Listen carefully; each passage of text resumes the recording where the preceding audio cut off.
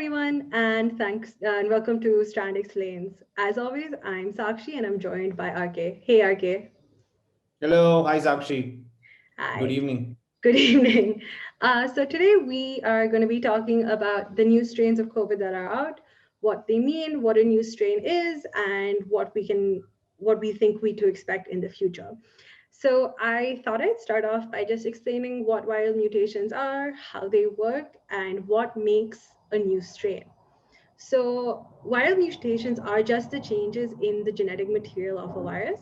In this case, since COVID is an RNA virus, as we explained in our first episode, this means that there are changes in the RNA of the virus. Now, not all mutations are necessarily a bad thing. A lot of the time, a single mutation that occurs is not major and won't really affect any of the organisms. For instance, us humans, we have about 175 somatic mutations each generation. And so you have 175 genetic changes in a generation. So although that is a gross simplification, and so again, not always necessarily a bad thing. What makes the difference between a mutation to a strain is a strain will typically be a bunch of mutations that have occurred in a single type of virus together that will cause a functional or behavioral change. And so when all of these things come together, you get what is known as a new strain of a virus. So the virus itself is the same. Some part of its genetic code has changed in different areas to cause a functional change. Any questions so far? Okay. Anything? No, I'm just happy to be, talking about something that I think is on everyone's minds right now. So yeah, no, Yeah. this is perfect. Yeah. No, definitely. Okay. So now we did expect as a community to see changes and new strains of the COVID viruses. It is a virus's job to evolve, right? We see that with all viruses, especially with RNA viruses, because of the structure of RNA, it has a propensity to evolve pretty quickly in the way it replicates. And so you see evolution in other RNA viruses as well. So if you look at influenzas or if you look at HIV as well, those mutate quite quickly as well. And in fact, SARS-CoV-2 has a much slower mutational rate than those two. So influenza, it actually mutates at half the rate of influenzas and a quarter of the rate at which HIV mutates. And so it is actually pretty slow. And as I said, it's expected. And it's a good thing that this mutation rate is so slow because it makes it easier to tackle the slower it mutates. And as we vaccinate our population, it should be easier to tackle these new strains that come about. So and like I mentioned, a single mutation typically doesn't lead to a formation of a new strain. It's the accumulation of these multiple mutations.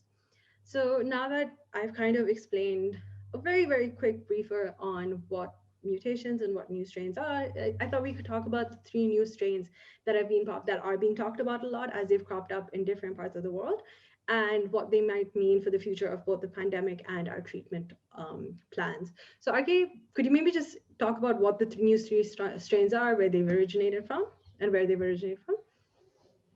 Yeah, and I just want to second what you mentioned earlier is that we expect all microorganisms to eventually mutate out of their original forms. Yeah. And it's not a surprising thing to note that coronavirus has done that too. Mm-hmm. And in fact, it has been doing that now for the past 10 months. These new mutations and the new strains that result from the new mutations are remarkable because they're more infectious, or rather, they seem to be infecting people at a higher rate than the background sort of coronavirus infection. So it all started, I think, about a month and a half ago or so, I think late December of last year, when I think the UK discovered a new strain that was moving through its population a lot faster than what they understood to be the infection rate of coronavirus. And that, they call that B117. And it was related to a South African strain called B1351, which had very similar properties. And since then, there was one more found in Brazil, which they call Brazil P1. Mm-hmm. These are all different strains and they all commonly share a particular mutation in the spike protein called the N501Y mutation. I see. And could you maybe explain what this mutation does? Yeah, we spoke about the spike protein in the previous or one of our previous episodes, and it's instrumental in entering the viral spike protein is instrumental in making an entry into the host cell, right? And this mutation occurs on the spike protein, the N501Y mutation that's common to all these strains, that occurs on the spike protein. And specifically, it occurs on the domain that that is the binding domain of the protein, the receptor binding domain of the protein, basically the part that attaches to the host cells before entry. That's the part on which the spike protein occurs. Mhm. And the studies that they've done, which are sort of preliminary studies in cell lines and in animal models, indicate that this mutation essentially leads to a better binding property of the virus, which probably explains why it's more infectious, Mhm. because it binds better. But it is actually not just this mutation by itself, though. I think that's the important point to remember. Mhm. Is this mutation does occur in commonly in coronavirus, but it's not this mutation alone that leads to development of new strains, but it's a bunch of other co-occurring mutations along with this mutation that actually increase the transmissibility and lead to this identifiable new strain that has sort of caught on, in terms of infection rate, in these countries, and apparently 150 other countries as well. This mutation is causing an evolutionary advantage. And you mentioned that it's probably infectiousness, in that it's leading, and by infectiousness here, we mean the ability to transmit from person to person faster or more easily. And like you said, it's probably because of that tighter binding that's occurring due to this mutation. How do you think this mutation might also affect the severity of the disease in any way? Well, so interestingly enough, probably not is the consensus at this point. So there's no data that suggests that the new variants are leading to especially more serious illness. Mhm. So the WHO chief scientist, Dr. Soumya Swaminthan, has actually said, um, that so far what we understand is that there isn't a higher death rate, for example, or more severe illness, or any kind of different clinical manifestations. So um, it infects faster, but it's not necessarily, once it gets in, it doesn't wreak havoc upon the system in any more severe a fashion than we already know to be the case with the other strains. I see. And going back to infectiousness for a second, do we know if is there any data to suggest if there's an increased transmissibility in any of in the new strains? Yeah, I mean, so as we mentioned, it's on the spike protein that the mutation occurs, and if there is, if it does favor, in fact, a better binding to the host, then it is likely that it will be more infectious. Hmm. And from a data perspective, increased transmissibility has been seen in the UK and South Africa variants, I see. and they're still looking at data for the Brazil variant, the Brazil strain. But they've confirmed that the UK and South Africa variants are, in fact, more are at, they, excuse me, they have increased transmissibility. I see.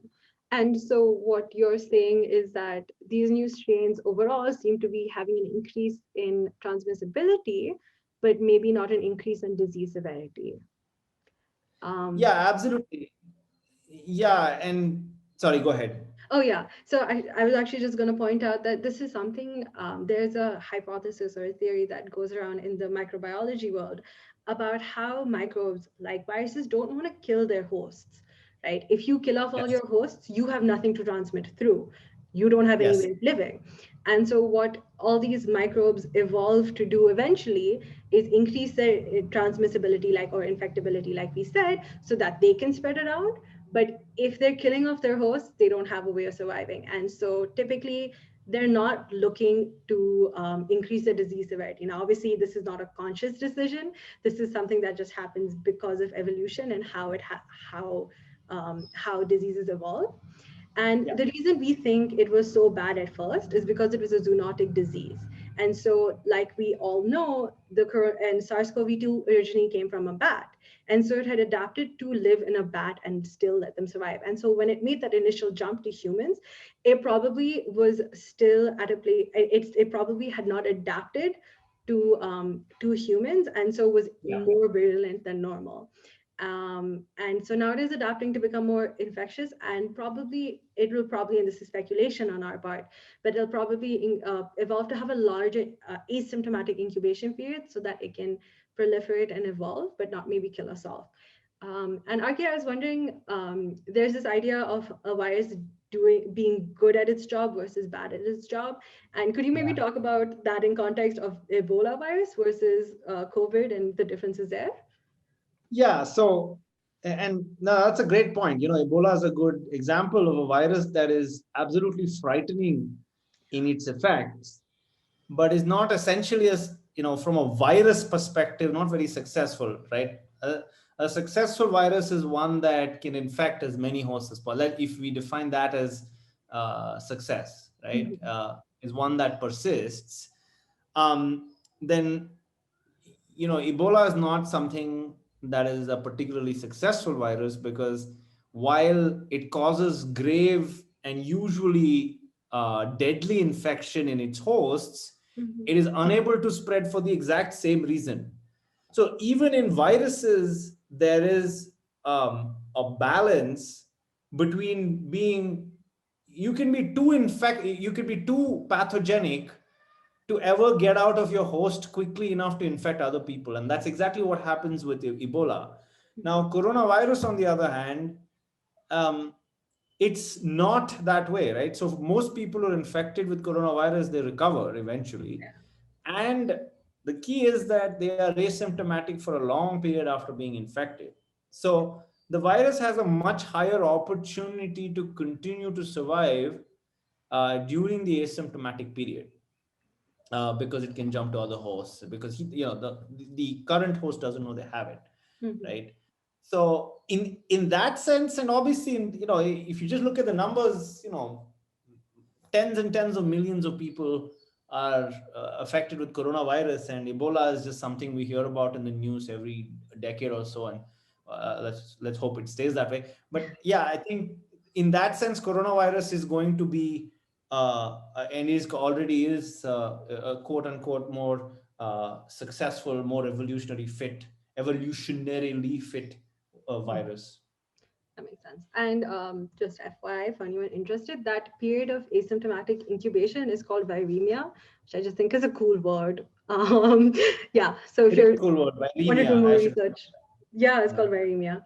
So, with all this information and understanding of the new strains, do we know anything at the moment? And this is, we're talking in January right now, 2021. Do we know anything about how these strains might affect the efficacy of the different vaccines that are going around, whether that's the Pfizer BioNTech one, the Moderna, AstraZeneca? What do we know anything? What do we know? Could you maybe speak to that? Yeah, I mean, it's the biggest question right now, I guess, right? So, um, I'll try to address that question. I'll try to approach that question in sort of in biological terms. What do we know about the mechanism of action of these vaccines? And we covered this in our first coronavirus podcast. Basically, um, they're all sort of mimicking the Pfizer, the Moderna, the AZ vaccine. All of them are mimicking the viral spike in one way or another, uh, to elicit an antibody response, Mhm. right? So that's really what they're doing. Now, the if there is a modification on the spike, if there's a mutation on the spike protein and there are other mutations that accompany it, there is a chance that the antibodies created uh, by the vaccine may not recognize um, the particular strain, Mhm. um, or they may. It really just depends. It's a very complicated immunological question that has to do with antibody recognition and the particular peptides that are involved in the antibody response. And so just sort of going by some verbal testimony, again, Dr. Swaminathan of the WHO, most scientists do believe that the current set of vaccines, the current crop of vaccines, the three vaccines we spoke about, are likely to be effective against the new strain, um, because either the antibody response is sufficiently broad Mhm. to cover these kinds of mutations, or it is sufficiently adaptive to do the same thing, right? So this is the current belief. There is, so for instance, there are many studies out there with very, very small numbers of subjects. There's one that's a preprint that seems to indicate that the South African variant is a little difficult in terms of whether the Pfizer or Moderna vaccines will work against it. But it's not. I mean, it has nowhere near enough power to make a conclusion. It only has 20 subjects. Um, Another study from Moderna itself saying, the South African variants actually kind of less receptive to treatment by the Moderna vaccine, but it may provide enough. The vaccine may provide enough protection to still be useful to the population at large. Um, and the hope is, I think, the one big hope certainly is that given the remarkable quickness from zero to vaccine availability that all these companies have shown, um, being nimble and being able to produce another vaccine and then maybe taking it through emergency use authorization and so on may not take a very long time. Mhm. um, and they may be able to modify the existing vaccine to cover the new strain. But of course, there remains a question as to how to revaccinate the population at large. And so these are, I mean, and we can get into the sort of the details of this question. But I think one thing that can be said for sure is that right now in the US and the UK, millions and millions of people will be vaccinated in the next several months. Hundreds of millions of people, at least as far as the US is concerned, and tens of millions in the UK. Um, and that's really the first large scale clinical trial. I mean, some people will call it phase 4 clinical trial Yeah. of this vaccine.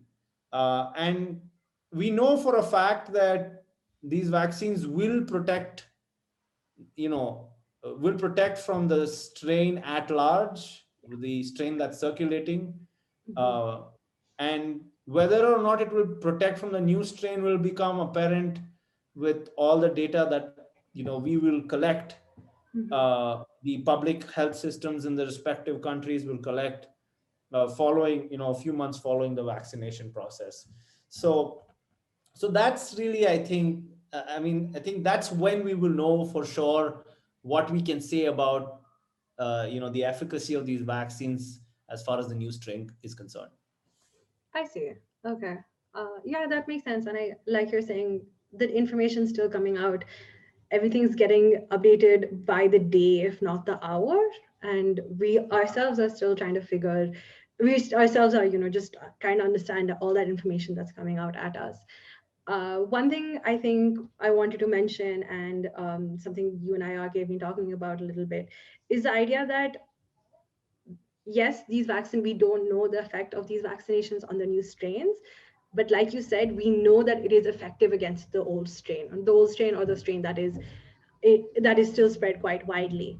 And it's important, as if you feel safe and you think, it is important to get vaccinated if possible, because one thing that is known is that the more people who are infected, whether asymptomatic or symptomatic, the more people who have this virus, the more chances of it evolving, right? And that means the more it evolves, the more strains that are out there. And you don't know if those new strains are going to be more pathogenic or less pathogenic. Obviously, like we said, Yeah. expectations are they'll be less pathogenic, but that's it's an expectation, you can't say for sure. And so what we really want to do is try and reduce that caseload, or the number of infections overall, because fewer people that are infected means fewer chances of evolution and fewer chances of new strains coming through. And one way to ensure that this doesn't happen is when you're getting vaccinated, whether or not you're getting vaccinated, sorry, is to still keep up those coronavirus guidelines. I know it's difficult. We're all really feeling that COVID fatigue, but masks and social distancing are important. And something to note is that they are important, like we mentioned in one of our last podcasts, even after vaccination until we have herd immunity, because we don't know yet whether those vaccines are making you asymptomatic or really are killing off that virus. And Correct. so yeah, just keep up those, we're all struggling, but we're all getting through it. So if you can keep up those guidelines and those safety measures, it does make a difference. So I think that's all I have to say for this on that slightly. Amen to that. Yeah, I know it's a bit of a lecture, but it's a few more months, fingers crossed. So yeah, thanks, RK. Thanks for this. Thank you, Sakshi. Bye. Bye.